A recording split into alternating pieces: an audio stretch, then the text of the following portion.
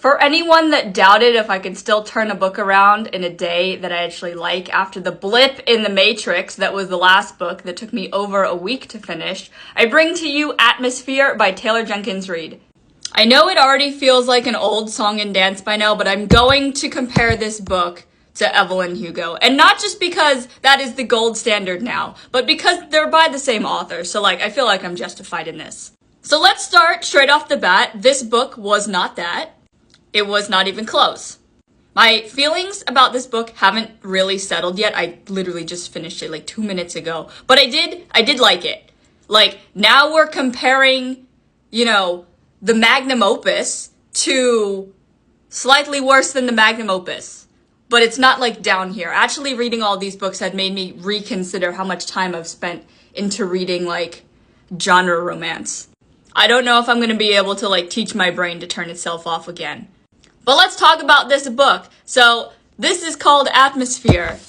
And then right up there it says a love story. Which there is a love story here, but I can't decide if it's referencing the two characters that are in love, which this is a sapphic love story, or the fact that the main character is in love with the universe, she's in love with the stars, and everything that comes with living on this great blue marble.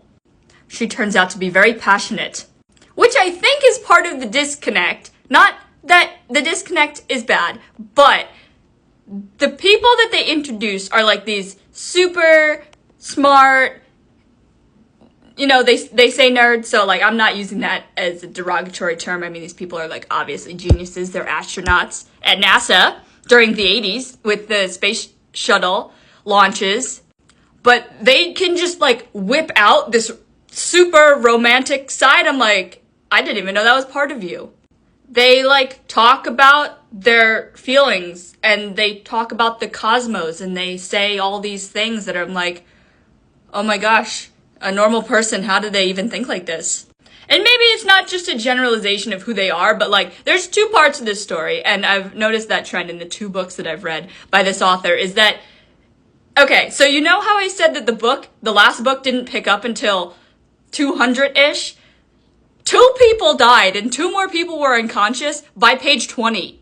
And I'm not saying that you have to kill half the cast in order to get the book going at a good pace, but damn, that was part of it. And then you realize that this actually is a love story and that there is some kind of romance weaved in there, but